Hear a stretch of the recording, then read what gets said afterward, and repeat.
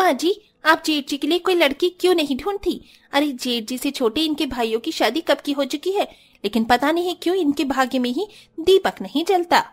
मैं क्या करूं बहुओं, मेरा बेटा इतना अच्छा है, लेकिन पता नहीं क्यों इसके लिए लड़की मिलती ही नहीं है। लेकिन बहुओं, मैं जानती हूँ इस देर में खैर है। मेरे आशीष के लिए जरूर भगवान ने कोई बहुत अच्छी लड़की रखी हुई है, जो इसे मिलने में समय तो लगा रही है, लेकिन ये वक्त भी आशीष को उसी की वैल्यू सिखा रहा है। सही कहा माँ जी आपने, आपकी चौथी बहू भी हमारे जैसे ही मिलने वाली है, सर्वगुण संपन्न। पूनम ऐसे बोलकर मुस्कुराने लगी। गंगा और आशीष ने उसकी बातों पर कोई खास रिस्पॉन्स नहीं दिया। गंगा की 3 बहुएं थीं, तानी, आशी और पूनम, लेकिन तीनों ही उसके छोटे बेटों की बीवियां थीं। गंगा का बड़ा बेटा आशीष अभी भी कुंवारा था। उसके तीनों छोटे भाइयों की शादी हो चुकी थी। गंगा की बहुएं वैसे तो ठीक ठाक ही थी, लेकिन वो तीनों ही चालाक थी, जो अक्सर हर चीज में अपना फायदा ढूंढती थी। इसीलिए गंगा को उनकी बस ये बात पसंद नहीं थी। वो तीनों एक दूसरे से भी काम निकालने के लिए एक दूसरे की चापलूसी किया करती थी, जो गंगा को पसंद नहीं था।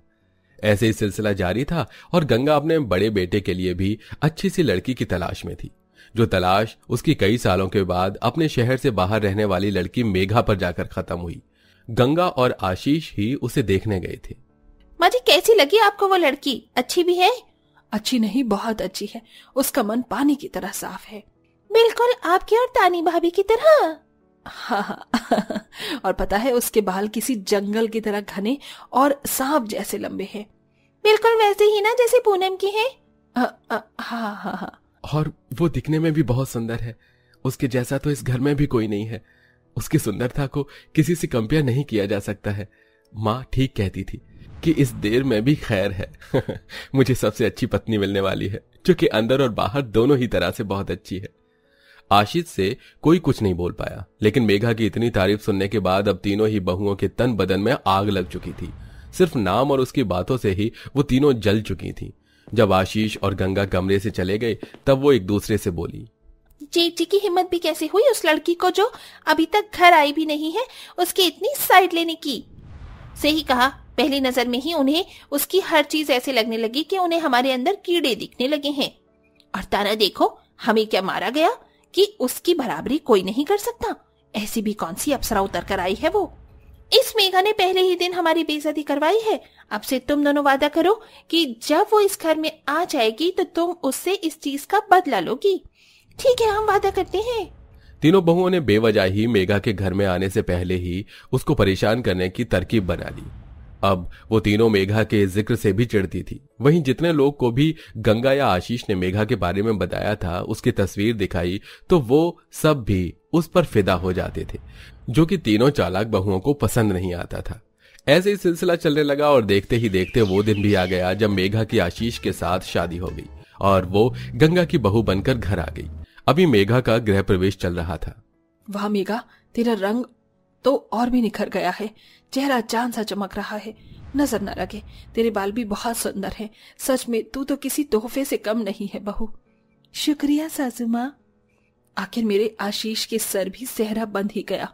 अरे तानी, आशी और पूनम, चलो जल्दी से कलश लाओ और अपनी जेठानी का स्वागत करो। कर रहे हैं। तानी ऐसे बोलकर चावलों का कलश लेने रसोई में आ गई और मेघा का गृह प्रवेश करवाया। सभी मेहमान मेघा की खूब तारीफ कर रहे थे, जो कि तीनों ही बहुओं से हजम कर पाना मुश्किल था। उन्हें वो मेघा से नफरत करने पर मजबूर कर रही थी। तीनों बहुओं ने किसी तरह तब तो अपनी जलन पर काबू कर लिया, लेकिन अपने अपने कमरों में आकर उन्होंने खूब भड़ास निकाली। जिसे देखो बस मेघा मेघा। आखिर ऐसा क्या खास है इस मेघा में? इसे तो कल मैं बताऊंगी। एक तरफ तानी ऐसा सोच रही थी तो वहीं पूनम और आशी का भी कुछ यही हाल था। मेरे बाल भी तो लंबे घने हैं।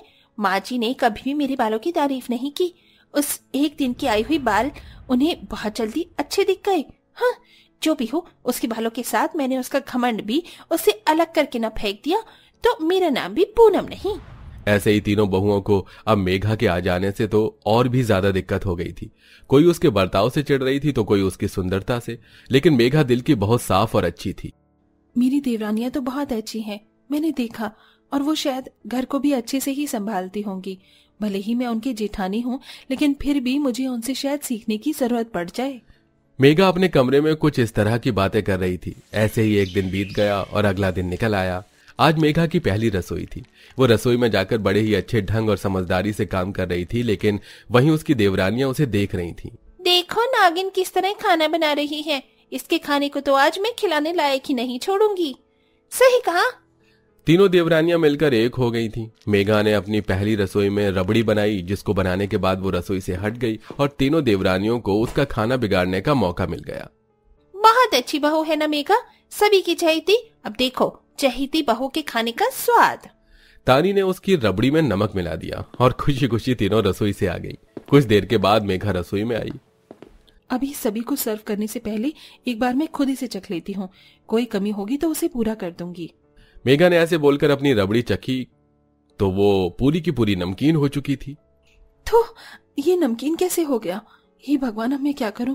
कुछ देर बाद सभी खाना खाएंगे तो मैं उन्हें ये नहीं दे सकती हूँ। सभी को मुझसे कितनी उम्मीदें हैं। अरे हाँ, एक आइडिया। अब मुझे इंस्टेंट रबड़ी बनानी होगी, ब्रेड वाली। मेघा ने हार नहीं मानी, साथ ही वो समझदार भी थी। उसने जल्दी से इंस्टेंट रबड़ी बनाई और वक्त रहते सभी को सर्व भी कर दी। सभी को वो रबड़ी भी बहुत ज्यादा पसंद आई और तीनों चालाक देवरानियों की तरकीब मेघा को नीचा दिखाने के लिए फेल हो गई। लेकिन जलन उन्हें इतनी जल्दी पीछे कहां हटने देती। उन तीनों ने अब मेघा की सुंदरता को कम करने के लिए चाल चली। हमारे खाने वाला आइडिया तो फेल हो गया, लेकिन हम उसके बालों को काटकर उसके परों को काट सकते हैं। सही कहा, उसका गोरा रंग तो काला करना आसान नहीं है, लेकिन हम उसके बाल काट सकते हैं। मैंने देखा था, वो हर सुबह शाम मंदिर में पूजा करती है। बस तभी हम पीछे से इस काम को कर सकते हैं। 3 दिन बाद माँ जी भी घर से बाहर जाने वाली है, तो मौका भी अच्छा है। तीनों ने जलन में आकर नीच हरकत करने की ठान ली। फिर क्या था, ऐसे ही 3 दिन भी गुजर गए और जब गंगा बाहर चली गई और मेघा पूजा के लिए बैठी, बस तभी वो तीनों कैंची लेकर उसकी तरफ बढ़ने लगी। मेघा आंखें बंद करके अपनी पूजा में लीन थी कि पीछे से उसकी तरफ शैतान बढ़ रहे थे। लेकिन कहते हैं ना, जिसके साथ ऊपर वाला हो उसका कोई बाल भी बांका नहीं कर पाता। बस वैसा ही कुछ मेघा के साथ भी हुआ। तानी उसके बाल काटने आ रही थी कि एक दिए से उसकी ही साड़ी का पल्लू जल गया और उसमें आग लग गई। तानी भाभी, आग आग आग आग। सभी की आवाजें सुनकर मेघा का भी ध्यान टूट गया और तानी की साड़ी को जलता हुआ देखकर उसने जल्दी से अपनी नजरें दौड़ाई। अरे नहीं, तानी घबराओ नहीं, मैं कुछ करती हूँ। आशी, पूनम, जल्दी पानी लाओ। हाँ। आशी और पूनम पानी लेने गई। आग भड़क रही थी कि तभी मेघा को वहीं एक चादर भारी दिखाई दी। मेघा ने जल्दी से अपनी परवाह किए बिना वो चादर तानी के ऊपर डाली, जिससे कि आग शांत हुई। और फिर उसने आग को शांत करने के बाद तानी को जल्दी से उठाया और उसे पानी वगैरह दिया। हे भगवान, ये सब कैसे हो गया? तुम ठीक तो हो ना तानी? हाँ, चलो अच्छा है कि आग ने तुम्हें कोई नुकसान नहीं पहुंचाया। मेघा की बात सुनकर तानी, आशी और पूनम शर्मिंदगी से उसे देखने लगी। उन तीनों को सीख मिल गई थी कि किसी का बुरा करने से खुद को कभी अच्छा फल नहीं मिलता है। ये उनके लिए खुद को सुधारने का एक इशारा था, जिसे उन तीनों ने समझ लिया और अब से उन्होंने मेघा से भी बैर रखना बंद कर दिया। अब चारों देवरानी जिठानी मिलकर एक साथ खुशी खुशी रहती थी। आशा करता हूं आपको हमारी वीडियो स्टोरी पसंद आ रही है। आप किस उम्र में ये स्टोरी देख रहे हैं? हमें अपने नाम के साथ साथ अपनी उम्र भी बताइए, हमारी टीम आपको जवाब जरूर देगी।